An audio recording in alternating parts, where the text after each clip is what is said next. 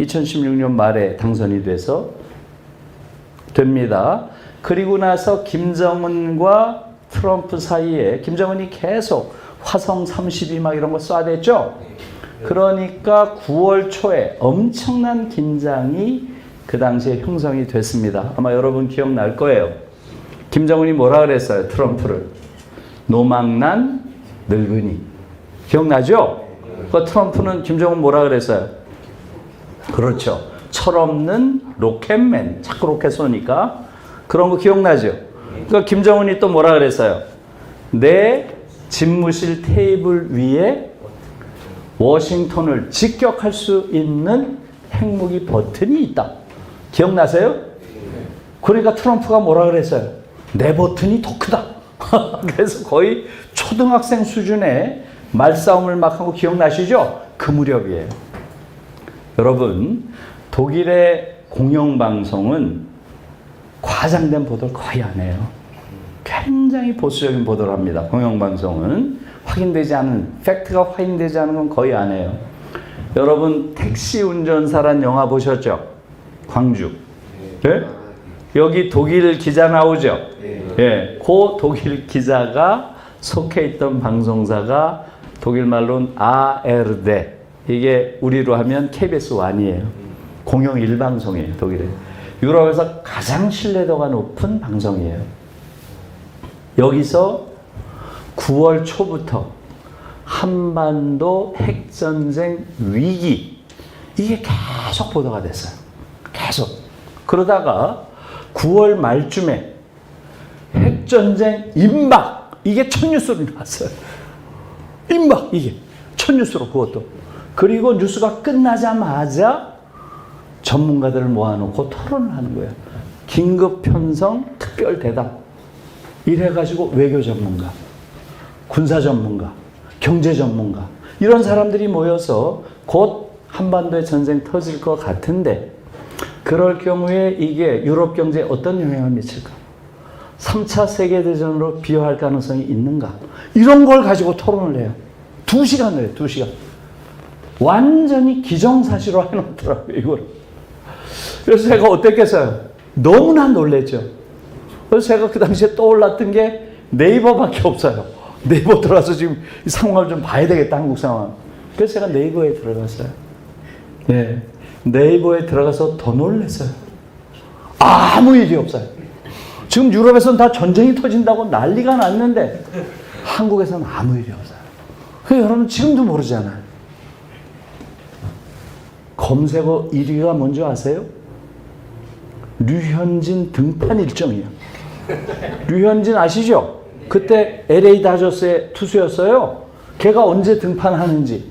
그게 1등이에요, 검색어. 2위는 뭔지 아세요? 소유진 셋째 임신이야. 소유진 아세요? 전 소유진 사실 몰랐어요. 찾아보니까 탤런트더라고요. 물론 탤런트가 셋째 가진 거 중요하죠. 그러나 지금 전쟁이 터진다는데 이게 무슨 말이냐고요. 너무너무 놀랐어요, 제가. 자, 여러분. 지금 우리가 확인할 수 있습니다. 둘 중에 하나죠. 유럽 방송이 호들갑을 떨었거나 한국인들이 코앞에 있는 전쟁을 전혀 모르고 있었거나. 그래요, 안 그래요? 둘 중에 하나죠. 예. 그 이후에 많은 당시 관련자들이 그 이후에 많은 말들을 쏟아냈습니다. 그 당시에 가장 중요한 인물이 누굴까요? 가장 중요한 인물 누구겠어요? 이 모두를 총괄하는 제일 위에 있는 게 바로 국방부 장관이죠. 전쟁이 터지면 트럼프가 국방부 장관한테 명령을 할 거 아니에요, 그죠? 그게 누군가요? 제임스 매티스예요. 저는 이 제임스 매티스를 좀 연구해 보려고 그래요. 이제 정년, 제가 올해 정년이에요. 시간이 좀 있으니까. 저는 이 제임스 매티스가 너무 고마워요, 사실은. 이 제임스 매티스가 격렬한 논쟁을 했답니다. 트럼프와. 절대 전쟁은 안 된다. 네?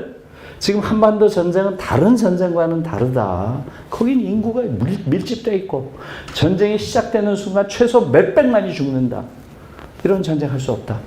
강력하게 전쟁에 반대한 게 제임스 매티스였답니다.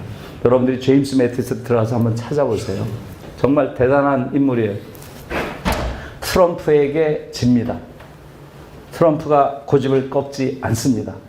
그래서 바로 그날 제임스 매티스가 어디에 가 있었을까요? 어디가 있었을까? 이게 중요해요. 어디에 있는가?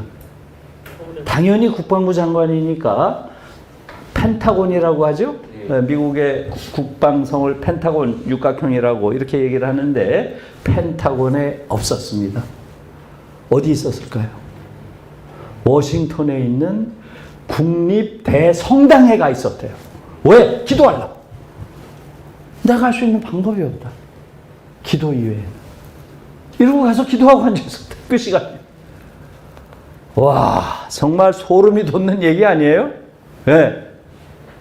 두 번째 증인은 누구겠어요? 바로 현장에서 작전을 지휘하는 공격명령을 현장에서 내린 자죠? 누구예요? 주한미군 사령관.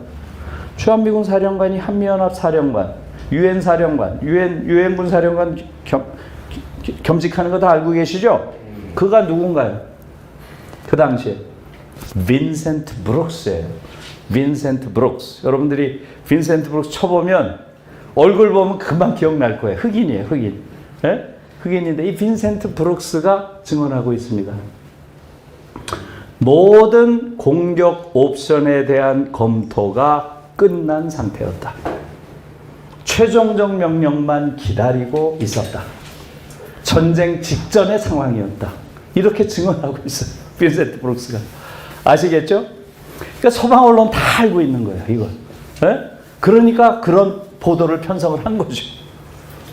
와, 나는 이 상황, 2017년 9월에 그야말로 1분 전까지 간 거예요. 마지막 순간에 아마도 제 추측으로는 트럼프가 그 제임스 매티스의 강력한 그 말하자면 반대, 그 반대를 한 번 더 숙고하면서 포기했던 것 같아요. 제 생각에는. 마지막 1분 남겨놓고. 그래서 지금 이게 사실이라면 어때요?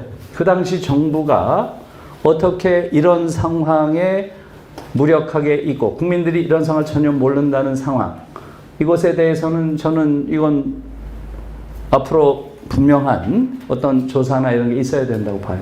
저는 사실 너무너무 놀랐어요. 그게 당시의 상황입니다. 그래서 2017년 언제예요? 9월에 전쟁 직전까지 가고 마지막 순간에 트럼프가 전쟁 포기합니다. 그리고 나서 북한에 대한 새로운 접근을 시작한 거예요. 그래서 바로 그 다음 해부터 북한과 다른 관계를 맺기 시작합니다. 그 최초의 사건이 바로 마이크 폼페이오예요. 폼페이오 기억나죠? 예, 폼페이오가 트럼프 일기 때 국무장관이었죠. 그러나 2018년 3월에는 아직 국무장관이 아니고요. CIA 국장이었어요. 3월에. 폼페이오가 비밀리에 평양을 방문합니다. 예, 말하자면 사전 정지 작업을 한 거죠. 예, 이제는 말하자면 강공에서 유화작전으로 바꾼 거예요. 북한과의 관계를. 그래서 3월에 폼페이오가 김정은을 만나는데 여기에 대해서 자세하게 자기 회고록에 쓰고 있어요. 재작년 1월에 나왔습니다. 그래서 이 책에서도 그 폼페이오 회고록을 많이 인용하고 있어요. 저도 그 폼페이오 회고록을 읽어봤는데 좀 놀랐어요. 폼페이오도 아마 상당히 놀랐을 거예요. 폼페이오가 이렇게 얘기합니다. 내가 여기 평양에 오면서 중국의 고위 관료들을 많이 만나고 왔는데 그들이 그러더라. 미군이 철수하면 김정은이 제일 좋아할 거다. 그러더라. 이렇게 얘기를 해요. 폼페이오가. 그러니까 김정은이 탁자를 탁 치면서 They are all liars. 그놈들 죄다 거짓말장이야. 에? 나는 미군의 철수를 원하지 않아. 미군이 철수하자마자 중국은 그들은 우리를 티벳이나 신장 위구르 취급할 거야. 그렇게 써놨어요. They treat us like Tibet or 신장 위구르. 우리는 CCP로부터 우리를 지키기 위해서 미군이 필요해. We need US troops to protect us from the CCP. 이렇게 써놨어요. 그대로 인용해. 폼페이오 회고로. 그 책에도 그대로 나와요. 이걸 보고 깜짝 놀란 거죠. 그러니까 미국인들도 우리랑 비슷한 거예요. 그냥 중국과 북한은 너무 가깝고 자기들이 그야말로 북한은 뭐 중국의 위성국가 정도로 생각을 했는데 전혀 그렇지 않다는 걸 그걸 듣고서 상당히 놀라죠. 그러면서 집중적으로 미국 전문가들 데리고 북한과 중국 관계에 대한 연구를 시작합니다. 미국의 대외 정책은 딱 하나죠. 중국 견제예요. 모든 미국의 정책은 다 중국 견제에 맞춰져 있는 거 다 아시죠? 중국 견제를 위한 최선은 무엇인가? 이것을 미국 입장에서는 찾는 과정에서 북한의 전략적 가치를 발견한 거예요. 그래서 2021년 7월에 Foreign Affairs라고 하는 미국에서는 가장 중요한 외교 전문 저널이죠. Foreign Affairs. 여기에 아까 말한 빈센트 브룩스, 주한미군 사령관 했던 이자가 글을 써요. 이 글이 놀랍습니다. 제목이 Grand Bargain with North Korea예요. Grand Bargain with North Korea. 북한과 그랜드 바긴, 큰 거래, 대타협을 해야 된다. 이거야, 대타협. 에? 그게 주장이에요. 그 취지는 대략 이렇습니다. 지금 자꾸 북한을 향해서 핵무기를 갖지 마라, 핵무기를 갖지 마라 이렇게 하는 건 하책이다, 하책. 가장 중요한 것은 핵무기 보유의 유무가 아니다. 핵무기의 방향이다, 방향. 지금 워싱턴을 향하고 있는 핵무기의 방향을 싹 돌려서 베이징을 향하게 하는 것. 이게 미국 입장에서는 최선의 방책이다. 이런 글을 써요. 너무 놀라운 글이죠. 네? 북한의 전략적 가치를 이해한 거예요. 그리고 북한과 중국이 얼마나 복잡한 애증의 관계인지 이걸 집중적으로 연구를 해요. 그래서 바로 2022년 1월에 미 의회에서 아주 방대한 미 중국과 북한 관계에 대한 보고서가 나와요. 이 보고서의 이름이 이겁니다. China North Korea Strategic Rift, RIFT. 이게 보니까 틈새더라고요. 틈새. 에? 중국과 북한 전략적 틈새가 있다. 이게 제목이에요.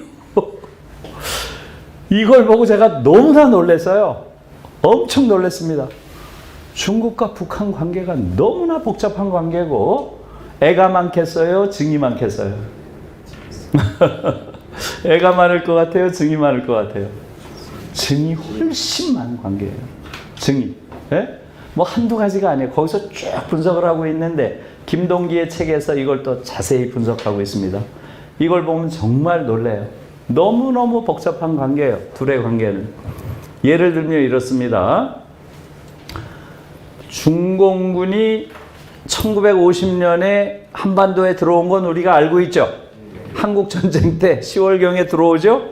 그래가지고 145태 때 끌고 내려오죠. 그런데 38선 이하로 안 내려옵니다. 그래서 딱 서버려요. 이거 가지고 당시에 팽덕회인가요? 그 중공군 사령관이 팽덕회와 김일성 사이에 어마어마한 논쟁이 벌어집니다. 김일성은 왜 안 내려가냐라는 거고 팽덕 더 이상 내려갈 수 없다. 왜 못 내려가겠다고 했겠어요? 거길 내려가는 순간 3차 세계대전에 자기들이 휘말릴 수 있다고 중국은 생각한 거예요. 김일성은 이 기회에 내려가야 된다는 거. 이걸로 엄청난 사실상 내부적인 갈등이 아주 극단적 갈등이 있습니다. 그런 게 한두 가지가 아니에요. 여러분, 당시에 들어왔던 중공군이 언제 나갔을까요? 들어온 건 우리가 알죠? 1950년. 나간 거는 모르잖아. 언제 나갔을까요?